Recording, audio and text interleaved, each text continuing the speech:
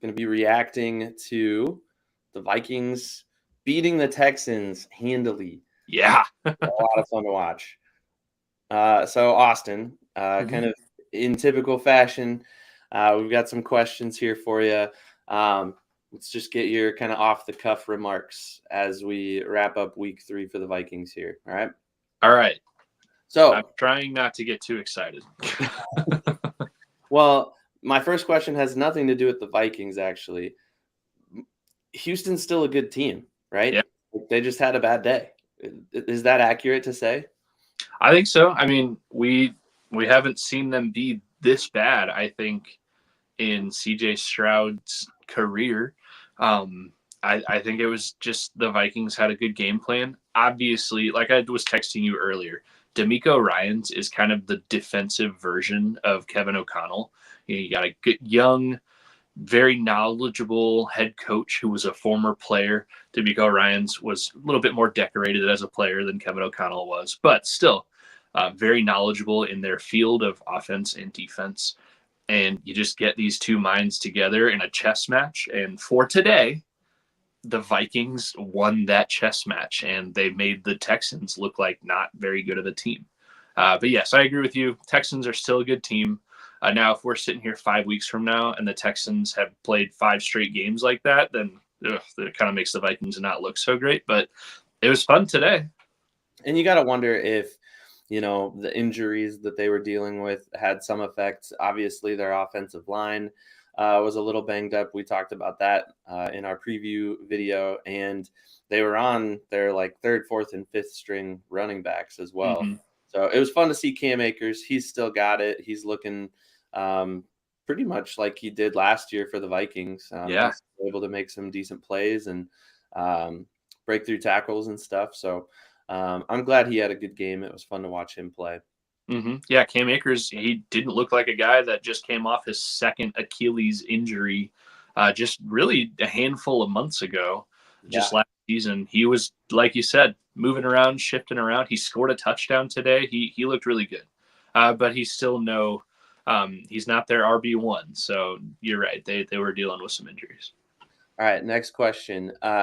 Because I think both offense and defense for the Vikings looked really, really strong at points in the game. And then there were obviously some weak spots, some things that they will definitely focus on this week in practice.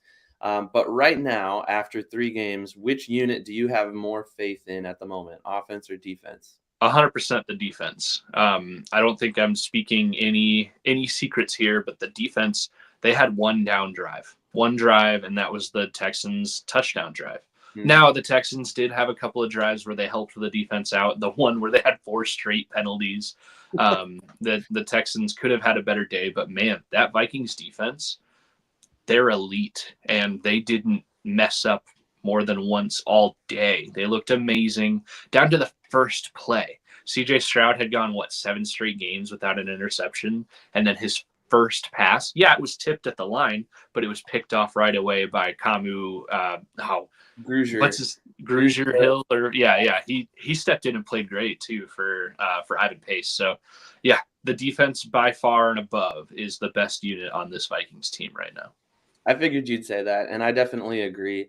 I think the offense proved that they're something to note too, and I think they put some good stuff on film for opposing defenses to take a good long look at. I want to skip down my list here. I had this a little farther down, but I'm going to get to it now. Is something wrong with Justin Jefferson? Because in the second half, he couldn't catch a pass. And at halftime, we saw him kind of rubbing his hand a little bit. Do you have any Twitter information, anything stand out online? I haven't seen anything, but at this point, I don't think we're in worry mode. Not everybody is perfect every time. The theme for this season for me so far is that we haven't had a Superman yet. And Justin Jefferson has looked good so far this season, but I mean, he hasn't been Superman, and we haven't needed him to be Superman outside of a 97-yard play, which was super cool. I'm not worried yet. They did look at his hand, and he was looking like he had something going on with his pinky. I don't know. Hopefully it's not like a break or something that he just kind of played through. It's also Justin Jefferson. He's going to play through some stuff. They all are. They're professional athletes. Yeah, we can keep our hands away from that panic button so far, but one pretty bad drop and one that hit his hands. It would have been a great catch, but yeah, he just missed two catchable passes at the end of the game. Luckily, the game was already pretty well put in hand by then, so nothing to be concerned about yet. Another absence that I think the Vikings felt a little bit. Obviously, they still played really, really well on defense, but I think Ivan Pace not being there was kind of a big deal. I noted, or I texted you that, or I was just asking who's the green dot because Ivan Pace isn't on the field today, and you thought it was Cashman, and that kind of led me to believe, maybe Cashman had a quieter game today because he was dealing with a little bit more responsibility. He was that green dot. I think we're pretty accurate that he was the green dot. Yeah, I think because you had texted me and I'd read that and looked up at the screen and I really thought that I had seen like a flash, like, oh, the green dot on the back of Cashman's helmet right then. So that's why I said that. But all of that to say, like, can you imagine this defense when you get Ivan Pace back and healthy, you get Dallas Turner back and healthy? Yeah. They are so loaded, so talented, and deep. There was a guy that I didn't even know got a sack there in garbage time at the end. Redmond. Yeah. He was a practice squad elevation this week. Yeah. And you'll notice too, I think this is the first season the NFL is doing it. When a rookie or somebody makes their first appearance in an NFL game, like when they suit up for the first time, there's a special patch. I think it's from Topps, the playing card company, that the NFL makes a big deal about it. And that player for sure will get to, they'll frame it up and gift that jersey to that player for his first game. And Redmond, yeah, he was a practice squad elevation, but he had that patch on him today, which kind of makes me think JJ next year, if JJ McCarthy plays, will he still have that patch next year, even though he's not a rookie anymore? I don't know. Yeah. Well, that was another thing I texted you during the game. This would have been a great game in the fourth quarter for JJ McCarthy to get some garbage time reps and just get comfortable and, get a feel for what the game feels like. Cause that's always the sentiment, is that NFL is so much different than college football. So, well, there was a scary point where it looked like had JJ been healthy, he would have been in for a couple of plays because Darnold, I was freaking out like, oh, did he just tear an ACL or something?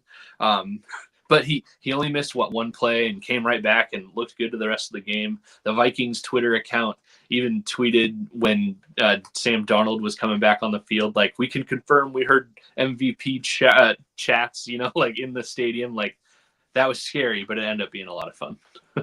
Yeah, for sure. A couple other just interesting things that caught my attention. We had our first 100-yard rusher in quite a while, Aaron Jones. Eclipsed the century mark on the ground, which was fun to watch. And Will the Thrill, he remains perfect. Yeah. With that 58-yard doink in, which it just doesn't feel like that's even real still. Stuff like that doesn't happen to the Vikings. Yeah. It usually goes the opposite way. So that was pretty fun to watch.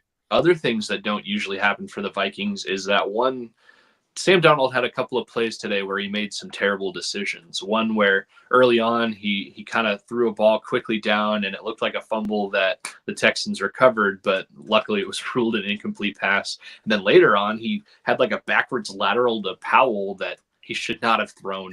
And Powell, thank goodness, picked it up and he ran for like 7 yards. Any other year, that's a turnover, maybe even a defensive scoop and score against the Vikings. Like, things are looking good this year. Yeah, for sure. Things seem to be bouncing the Vikings' way, knock on wood. But a really fun game to watch, and the Vikings are 3-0. So Skol, baby, let's go. Skol. All right. Well, we'll dive deeper into everything from this game, and we'll even look ahead to the Vikings traveling to Green Bay in Week 4. The Packers looked pretty good too. They kind of laid the smack down on Tennessee. So that'll be a fun game to watch next week at Green Bay, but we'll discuss all of it in a full episode on the Skol Hop. So make sure you go check that out when it's released, probably Tuesday or Wednesday this week. Skol, this team's for real. Let's go. It's exciting. 3-0, baby. Skol. All right.